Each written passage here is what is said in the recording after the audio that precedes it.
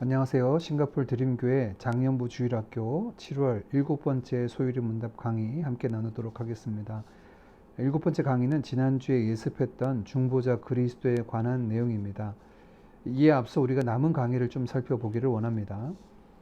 2021년은 소요리 문답 1문부터 38번째 질문까지 살펴보는데, 우리가 하나님께 대하여 믿어야 할 내용이 무엇인가 라고 하는 내용들을, 그 내용을 가지고 살펴보고 있습니다.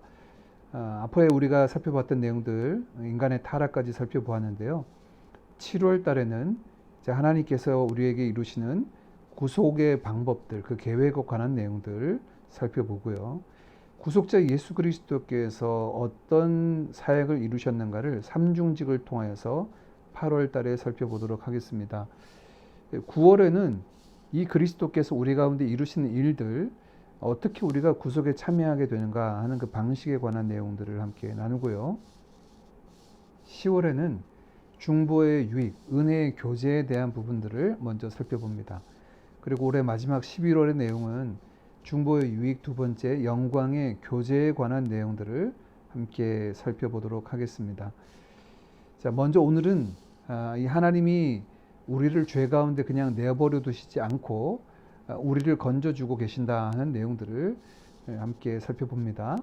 하나님이 멸망하도록, 죄 가운데 있는 우리들을 멸망하도록 내버려 두셨나? 그렇지 않습니다. 하나님은 우리를 구속하시는데요, 구원하시는데 모두 다가 아닙니다. 구속받을 자들을 선택하셨습니다. 여기서 선택하셨다고 하는 말은 선택받지 않은 자가 있다라고 하는 것을 전제하죠. 우리가 보통 쉽게 얘기해서 선택설, 또 예정설이라고 이야기하고 있는데요. 이 내용에 대해서는 좀 더 본 질문을 통해서 함께 살펴보도록 하겠습니다. 모든 죽어져 가는 자들, 모든 멸망 가운데 있는 자들 중에 구속받을 자들을 선택하셨는데, 언제 선택하셨냐면 그들이 범죄한 이후가 아니라 영원 전에 선택하셨습니다. 이 이유도 함께 본문 질문에서 살펴보도록 하겠습니다. 누구를 선택하셨냐 하는 그 조건은 사람에게는 조건이 없고요. 하나님에게 있는 그 순전하고 선하신 뜻의 기준대로 선택하셨죠.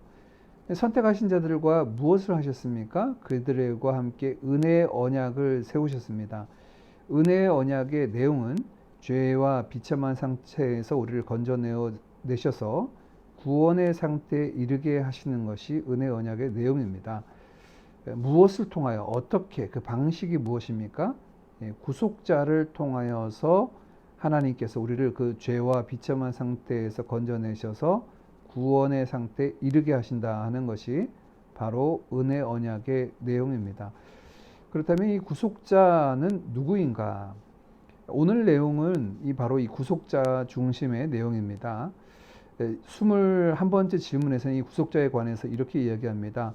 구속자란 하나님이 선택한 자를 구원할 자, 리디머, 그들을 대속하여서 구원할 자인데 오직 한 분 예수 그리스도 뿐입니다. 구속자는 예수 그리스도고 천하 인간의 구원받은 다른 이름을 주신 적이 없죠. 그러면 구속자인 예수 그리스도는 누구이신가? 그분은 하나님이시면서 사람이시다라는 겁니다. 하나님이시면서 사람이다라고 하는 것은 우리가 신인라고 이렇게 부를 수가 있는데요. 보통 우리가 이 하나님이면서 사람이다라고 하는 것에 대해서 오해할 수가 있습니다. 하나님이면서 사람이다라고 하는 것은 지킬 박사와 하이드처럼 한 사람 안에 두 인격이 존재하는 것은 아닙니다. 이중인격, 분리된 인격을 이야기하는 것이 아니라 오히려 하나님이면서 사람이시다라고 하는 것은 한 인격 안에 두 본성을 가지고 있는, 신성과 인성을 가지고 있는, 그것이 분리되지도 않고 혼동되지도 않고 분명히 구분되지만 함께 연합하여서 거하는 신비로운 상태로 거하게 되는 거죠. 하나님이신 예수님께서 사람이 되셨죠. 동정녀 마리아를 통하여서 사람이 되셨는데, 그러면 얼마 동안 사람이 되셨는가?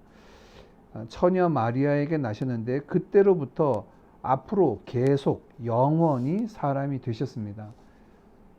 2위 성자 예수님은 하나님과 동등하신 아버지 하나님과 동등하신 위격을 가지고 계심을 우리가 삼위일체에서 살펴보았죠.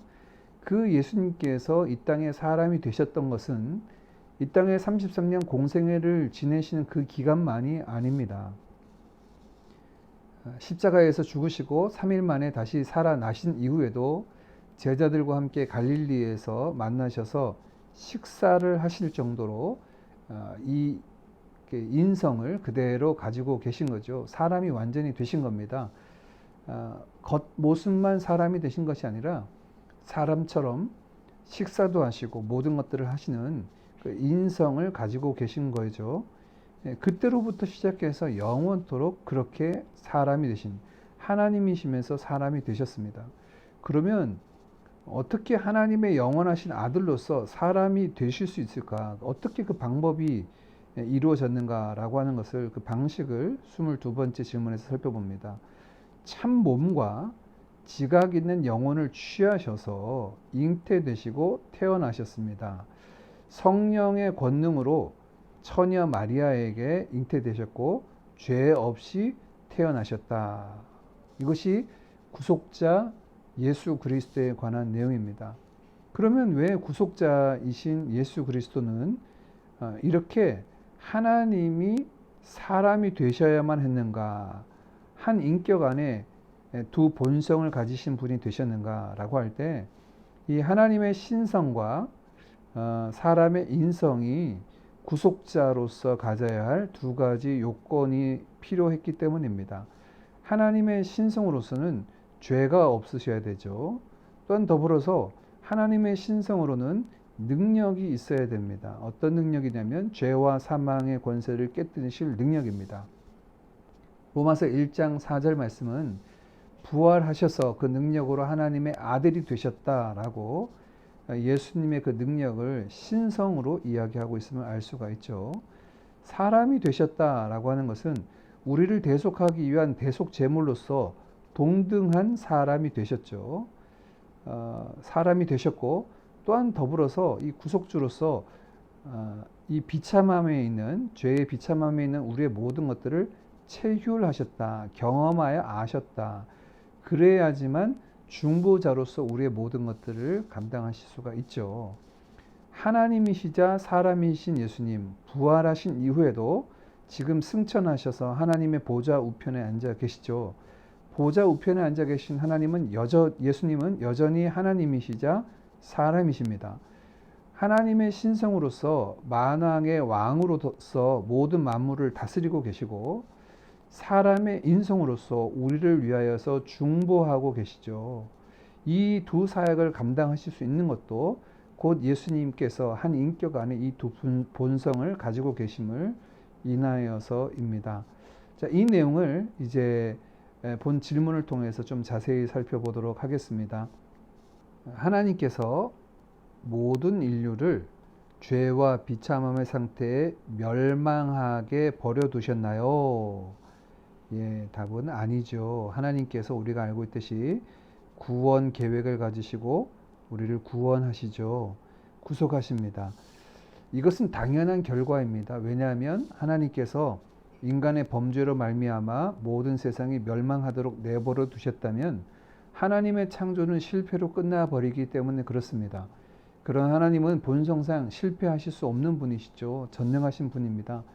그래서 하나님께서는 이 모든 것을 아시고 미리 이것에 관한 대책을 계획해 두셨습니다. 이것이 하나님의 완전이라는 것입니다. 완전하신 하나님은 인류가 범죄함으로 말미암아 하나님의 창조물이 그 실패로 끝나지 않고 그것들 가운데 구속하여 주셔서 하나님의 지혜와 능력을 드러나게 하신 것이죠.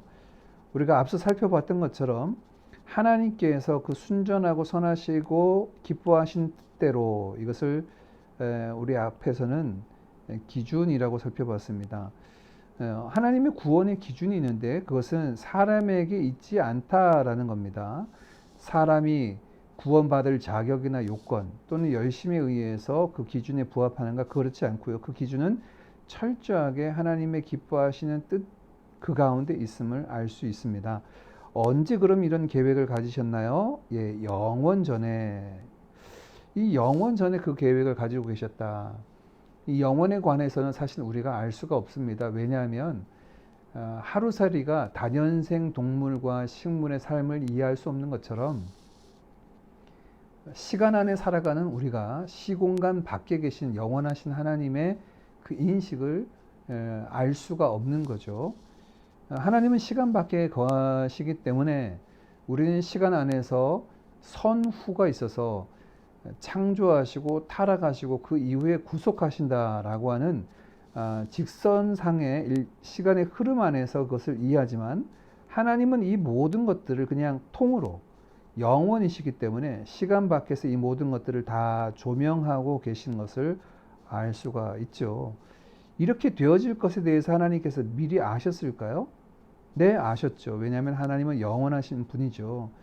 아심에도 불구하고 그렇게 창조하신 이유는 이 창조의 전에 먼저 조건적으로 인간의 범죄한 이후에 이들을 구원하실 계획을 가지시고 창조하셨다라고 하는 것들을 우리가 알 수 있습니다. 이럴 때 우리는 하나님의 이 창조가 완전함을 알 수가 있죠. 인간의 범죄함으로 말미암아 불완전한 것이 아니라 하나님의 구속의 계획이 먼저 시간선상 안에서도 먼저 존재하기 때문에 하나님은 실패하지 않고 인간의 범죄로 말미암아 그 창조물이 훼손당하지 않고 이미 그 훼손당한 것들을 구원할 계획을 가지신 거죠. 몇몇을 모두가 아니라 모든 인류가 범죄했지만 몇몇을 영원한 삶을 위해서 선택하셨다. 그리고 은혜의 언약 관계로 들어가게 하셨다라는 겁니다. 자, 선택하셨다라고 하는 말은 필연적으로 유기, 내버려 두셨다라고 하는 것들을 전제합니다. 그것도 몇몇을 선택하셨기 때문에 나머지를 유기해 두신 거죠. 우리가 명백히 이해해야 될 것은 이 모든 사람들이요, 원래는 죄 아래 유기되어야 될 존재이지만 죄 아래 죽어지는 그들 중에 일부를 하나님께서 선택하신 거죠. 그런데 우리는 뭐라고 생각하냐면 하나님이 유기해 두셔서 사람들이 지옥 간다, 심판 가운데 있는다라고 생각합니다. 그렇지 않습니다. 모든 인류는 우리가 앞서 살펴봤던 것처럼 이 죄와 비참함의 상태에 멸망하게 되어 있었습니다. 그 중에 몇몇을 선택하셔서 하나님의 은혜 언약 아래 두게 하신 것이죠. 예, 그렇다면 왜 모두를 구원하시지 않고 일부, 그 중 몇몇을 선택하셨을까요? 이것은 하나님의 주권적 역사 가운데 있는데요. 우리가 유추해 보건대 하나님께서 아담과 계약을 맺으실 때 그거 먹으면 정령 죽는다라고 하는 범죄의 결과로 말미암아 사망이 우리에게 온다라고 분명히 말씀하셨죠. 이렇게 말씀하신 바가 그대로 이루어져서 하나님의 공의가 이루어지도록 하신 겁니다. 그래서 하나님은 죄 가운데 몇몇을 내버려 두셔서 하나님이 일찍이 말씀하신 그 언약대로 범죄한 자들이 사망 가운데 이름으로 하나님의 공의가 나타나게 하셨고, 그 중에 몇몇을 구원하셔서 하나님의 은혜가 나타나게 하셔서 끝날에 하나님의 은혜가 나타나든 하나님의 공의가 나타나든 이 모든 것들은 하나님의 영광이 되도록 하신 겁니다. 이게 하나님의 계획이죠. 피조물인 우리가 감히 하나님의 그 주권 앞에 왜 이렇게 하셨습니까? 라고 말할 수 없는 부분이 바로 여기에 있습니다. 자, 하나님이 은혜 언약 가운데 들어가게 하셨는데 이 은혜 언약이라고 하는 것은 무엇이냐면 죄와 비참함의 상태에서 건져내셔서 구원의 상태에 이르게 하시는 것이 은혜의 언약입니다. 하나님의 은혜가 뭐냐? 부자가 되거나 건강하거나 뭐 이런 것이 아니라 죄와 비참함의 상태에서 건져내셔서 구원의 상태에 이르게 하는 것이 은혜의 언약이다 라고 하는데, 방법이 무엇입니까? 여기 중요한 구속자로 말미암아, 오늘 핵심입니다. 구속자로 말미암아 그것을 이루게 하셨다라는 겁니다. 자, 그렇다면 그 구속자에 관한 내용들을 우리가 21번째 질문을 통해서 함께 살펴보도록 하겠습니다. 그러면 하나님께서 선택할 자를 구속할 자가 누구입니까? 하나님께서 선택한 자의 유일한 구원자는 예수 그리스도이십니다. 그는 누구신가? 하나님의 영원하신 아들, 제2위 되신 하나님이죠. 그분이 사람이 되어 그렇게 계셨다. 하나님이시자 사람이 되셨다. 앞서 살펴봤던 것처럼 왜 구속자로서 이 두 가지의 본성이 필요한가라고 얘기할 때 하나님으로서는 죄가 없으신 것, 또한 더불어서 그 능력, 죄와 사망의 권세를 깨뜨리실 능력을 가지고 계셔야 되는데 사람으로서는 사망 권세를 이길 능력이 없죠. 그래서 하나님이 되셔야만 했던 이유가 바로 여기 있습니다. 사람으로서는 왜 사람의 본성을 취하셔야만 됐는가라고 얘기할 때 사람으로서 대속하시기 위해서, 죄 없는 사람으로서 우리의 죄를 대신 속하기 위해서 사람이 되셔야 되겠죠. 히브리서 말씀에 의하면 피의 값으로 우리의 죄를 사하게 되는데 염소와 송아지의 피로는 사람의 피를 대신할 수 없고 오직 사람의 피여야지만 사람의 죄값을 대신하기 때문에 사람이 되셔야만 됐습니다. 더불어서 우리의 모든 것들을 체휼하시는 대제사장, 우리의 중보자가 되신다라고 말씀하고 있죠. 우리의 모든 것을 아시기 때문에 우리의 연약함도, 우리의 아픔도, 우리의 부족도, 또 우리를 인도하시는 것도 가능하시게 되었습니다. 그렇게 하나님이 사람이 되셔서 하나님이시면서 동시에 사람이십니다. 그 안에 두 본성이 조금도 부족함이 없습니다. 겉모습은 사람이고 속 안에 그 모든 행하시고 생각하시고 감정을 가지신 것은 하나님이시다. 하나님이 겉모습만 사람이 되셨다가 아니라 사람이시면서 완전한 사람이면서 완전한 하나님이 되셨다. 그래서 구별되는 두 본성, 즉 인성과 신성은 구분됩니다. 혼합되어서 구분도 안 되고 막 섞여 있는 것이 아니라 분명히 구별된 두 본성을 가지신 한 위격, 한 인격으로 영원히 계셔서 지금도 존재하고 계시죠. 그렇다면 어떻게 하나님이 사람이 되셨는가라고 하는 거죠. 하나님의 아들이신 그리스도께서 어떻게 사람이 되셨나요? 하나님의 아들 그리스도께서 우리의 메시아, 중보자 되신 예수님께서 사람이 되신 것은 참 몸과 이성적인 영혼을 취하셨다. 여러분, 사람이 참 사람이라면 두 가지 요소가 있죠. 몸과 그 안에 있는 영혼입니다. 영혼이 있는데 예수님은 앞서 말씀드렸던 것처럼 사람의 몸을 입고 영혼은 없이 신성만 있던 것이 아니라 그 영혼까지 취하셔서 슬퍼하시고 하신 모든 본성들을 다 가지고 계셨던 거죠.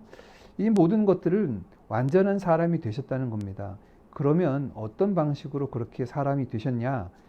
잉태되고 출산하시는 과정, 완전한 사람이라면 잉태되기도 하고 출산의 과정도 있어야 되겠죠. 더 나아가 성장의 과정도 예수님은 거치셨는데요.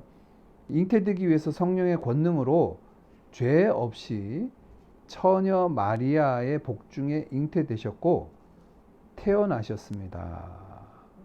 이렇게 말씀하고 있습니다. 우리가 이렇게 생각해 볼 수가 있습니다. 처녀 마리아에게 성령님께서 그 복중에 잉태하여서 죄 없이 태어나셨다라고 이렇게 말한다면, 이렇게 본다면 어떻게 이런 일이 가능할까라고 생각할 수 있는데, 정말 이 부분은 너무나 간단한 것이, 하나님께서 천지 만물을 창조하셨죠. 하나님이 창조하셨는데, 말씀으로 창조하셨는데 어떻게 말씀으로 천지 만물을 창조하셨습니까? 이것이 가능하다면 여러분, 하나님께서 사람이 되시는 것은 이것에 비하면 아무것도 아니겠죠. 천지 창조하신 하나님을 믿는다면 하나님이 사람이 되셔서 이 땅에 오셨다. 그리고 그 한 인격 안에 두 본성을 가지고 계셨다라고 하는 이 부분들은 성경의 증언들을 우리가 믿음으로 분명히 받을 수 있게 되는 것입니다. 예수님께서 우리의 중보자가 되기 위해서 이 두 본성을 가지셔야만 됐기 때문에 하나님이신 예수님께서 이 땅에 오셔서 사람이 되신 거죠. 자, 그런 그리스도께서 어떤 사역을 하셨는가, 우리의 구원을 위해서 무슨 일을 하셨는가라고 하는 것은 8월 달에 살펴보도록 하겠습니다. 예, 감사합니다. 다음 달에 뵙겠습니다.